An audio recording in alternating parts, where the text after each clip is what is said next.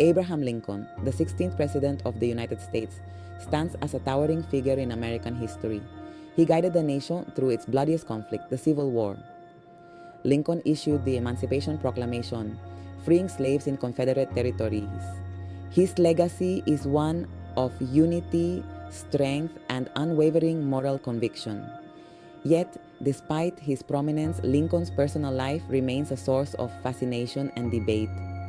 While his political life is well documented, his inner world, particularly his relationships, continues to intrigue historians and the public alike.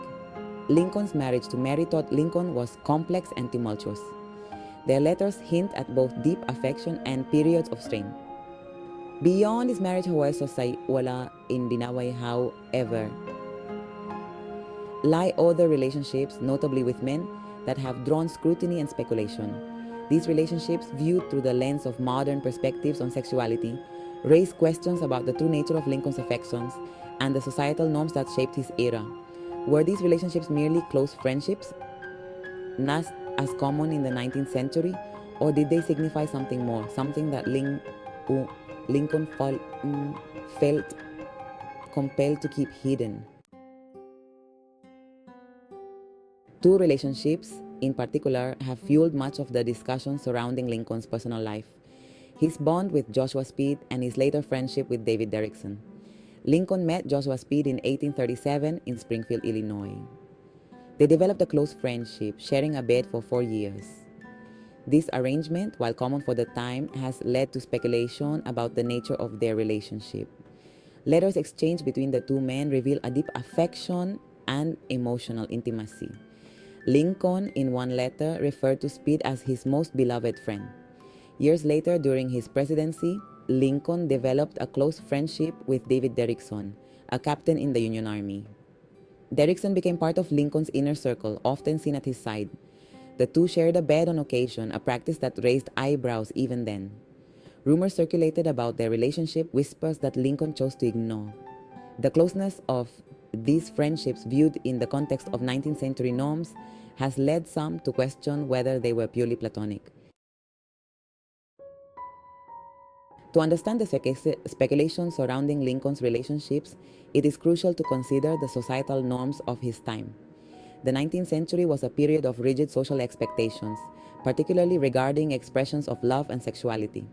Homosexuality was not openly discussed or acknowledged, often viewed as a moral failing and a criminal offense. Men and women, even close friends, were expected to adhere to strict codes of conduct in public and private. This climate of silence and repression makes it difficult to assess the true nature of historical relationships through a modern lens. What might be interpreted as romantic intimacy today could have been considered acceptable expressions of friendship in Lincoln's time. The language used in letters, often filled with flowery prose and declarations of affection, should be understood within this historical context.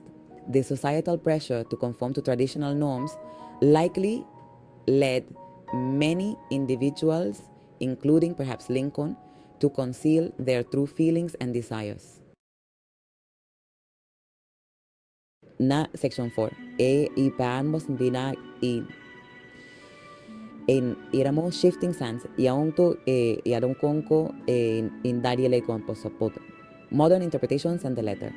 In recent years, historians have begun to re-examine Lincoln's life with a greater awareness of sexuality as a spectrum. This shift in perspective has led some scholars to interpret Lincoln's relationships with Speed and Derrickson as potentially more than just friendships. They argue that the depth of emotion and physical intimacy described in letters and accounts suggests a deeper bond. Others, however, caution against imposing modern interpretations on historical figures, emphasizing the need for historical context. Adding fuel to the debate is a recently discovered letter, allegedly written by Lincoln to an unnamed recipient. The letter expresses deep affection and longing, with language that some interpret as romantic. The authenticity of the letter is still being debated, but its existence has further complicated the narrative surrounding Lincoln's personal life. If proven genuine, the letter could offer concrete evidence to support the theory that Lincoln harbored same-sex attractions. However, even without definitive proof, the debate surrounding Lincoln's sexuality underscores the evolving understanding of history and the fluidity of identity. Section 5, The Past Reimagined, Lincoln and the Significance of Nuance. The ongoing discussion about Abraham Lincoln's personal life highlights the importance of approaching history with nuance and empathy. Attempting to categorize historical figures solely through the lens of modern sendonto sang sies umuais en sia mudas sensibilities risks oversimplifying complex lives lived in vastly different social contexts. Whether or not Lincoln identified as gay by today's standards is ultimately unknowable. What is clear is that he was a man of deep emotions, capable of forming profound bonds with both men and women. The effort to understand Lincoln's inner life should not diminish his legacy, but rather enrich it. Recognizing the complexities and contradictions within historical figures allows for a more complete and honest portrayal of the past.